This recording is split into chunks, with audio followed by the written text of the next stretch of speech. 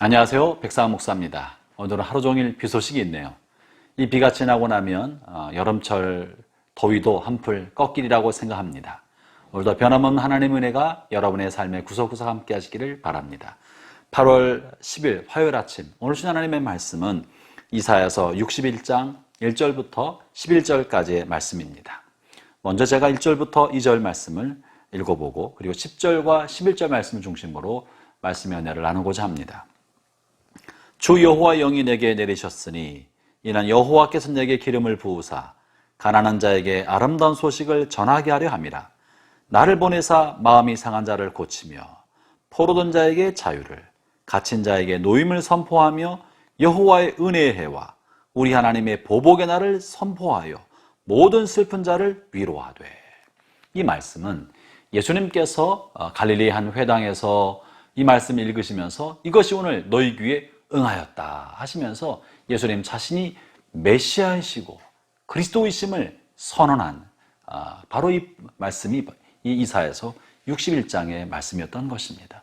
이 말씀은 메시아를 향한 것이고 예수님이 이것을 이루셨다고 하셨던 것이죠. 그런데 본문에서 우리가 주의 깊게 살펴봐야 할 것이 두 가지 있습니다. 이 본문의 내용이 무엇을 말하는고, 이것은 다만 가난한 자나 병든 자나 감옥에 갇힌 자들을 위한 그런 말씀만은 아닙니다. 본문 10절과 10절 그리고 11절과 이어서 생각해 보아야 하는데요. 10절 말씀에 이렇게 말씀하십니다. 내가 여호와로 말미암아 크게 기뻐하며 내 영이 나의 하나님으로 말미암아 즐거워하리니 이는 그가 구원의 옷을 내게 입히시며 공의의 겉옷을 내게 더하심이 신랑이 사모를 쓰며 신부가 자기 보석으로 단장갑게 하셨습니다.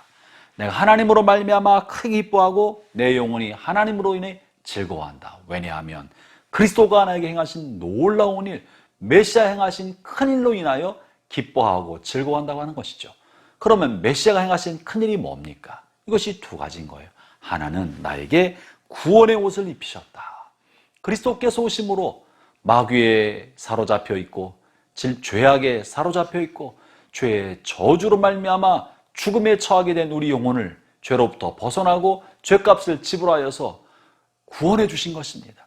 죽음으로부터 건져주셨고 죄악의 저주로부터 우리를 건져주셨고 마귀 저주로부터 건져주셔서 하나님의 자녀가 되게 해주신 것입니다. 그것이 구원입니다.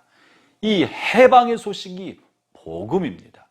주님께서 오셔서 우리에게 주신 이 놀라운 일은 우리가 더 이상 마귀의 종이 아니고 죄악의 종이 아니고 죄로 인한 결과물인 죽음에 더 이상 사로잡히지 않는 영생을 얻은 사람이 되었다는 해방의 복음, 구원의 복음, 구원의 옷을 우리에게 덧입혀 주신 것입니다. 할렐루야. 저나 여러분이나 그리스도를 구세로 영접한 모든 사람은 이미 구원의 겉옷을 입게 되었습니다. 그러나 이것만 있는 것이 아닙니다. 이것이 첫 번째요. 이어서 10절에서는 공의의 겉옷을 내게 더해 주셨다라고 말합니다. 공의의 겉옷은 무엇입니까? 그것이 본문 61장 1절, 2절을 이해하는 중요한 열쇠가 됩니다. 가난한 자에게 아름다운 소식을 전해주고 마음이 상한 자를 고치고 포로된 자에게 자유를, 갇힌 자에게 노임을, 슬픈 자를 위로하며, 이것이 무엇입니까? 이것은 가난한 자가 부자보다 더 하나님의 은혜를 받고 감옥에 갇힌 사람이 더 많은 혜택을 받는다는 말입니까? 그런 말이 아닌 것입니다. 이 갇힌 자에게를 놓아주는 것은 억울하게 갇힌 사람을 말하는 거예요. 아무런 잘못 없이 억울하게 권세자의 잘못된 갑질과 포갑에 의하여 억울하게 감옥살이 하고 있는 사람들, 성실하게 일하고 열심히 일했으나 다 수탈당하여 가난하게 된 그런 백성들, 자기 잘못 없이 억압과 압박으로 힘없이 수탈당하고 있는 불쌍한 사람들, 이런 사람들을 주께서 회복시켜 주시겠다, 공의로 회복시켜 주시겠다 하는 것이 두 번째 메시아의 사역인 것입니다. 그러므로 메시아의 사역은 어찌 보면 보상과 보복의 사역입니다. 악을 행한 사람은 심판으로, 억울하게 당한 사람에게는 보상으로 갚아주시겠다고 하시는 것이죠. 이것이 공의의 겉옷인 것입니다. 사랑하는 형제자매 여러분, 여러분이 한평생 사는 동안에 정의와 선, 하나님의 영광과 복음을 위하여 수고하고 헌신하셨습니까? 그러나 수고 헌신에 대한 보상을 받지 못하고 이 땅에서의 대가를 누리지 못하고 있습니까? 그렇다면 여러분 기뻐하십시오. 그리스도가 여러분에게 보상해 주십니다. 수고와 헌신에 대하여 갚아주십니다. 정직하게 살았으나 이 땅에서 정직의 열매를 거두지 못하셨습니까? 그리스도가 갚아주십니다. 그것이 보상인 것입니다. 선하고 진실하게 살았는데 속임을 당하고 사기를 당하여 이 땅에서 괴롭힘을 당하고 다 털리고 빈털터리로 살고 있습니까? 보상해 주시고 보복해 주십니다. 그것이 그리스도의 공의의 겉옷인 것입니다. 그렇기 때문에 가난한 자에게 아름다운 소식이 전해졌다고 말하는 거고, 억울한 옥살이하는 포로된 자를 자유케 하고 슬픔의 옷을 입은 사람에게 기쁨의 화관을 씌워준다고 말씀하고 계시는 거예요. 오늘 본문 11절에 땅이 싹을 내며 동산이 거기 뿌린 것을 돋게 함같이 수고한 것이 결실을 거두게 해준다는 것이죠. 그것이 하나님의 공의인 것입니다.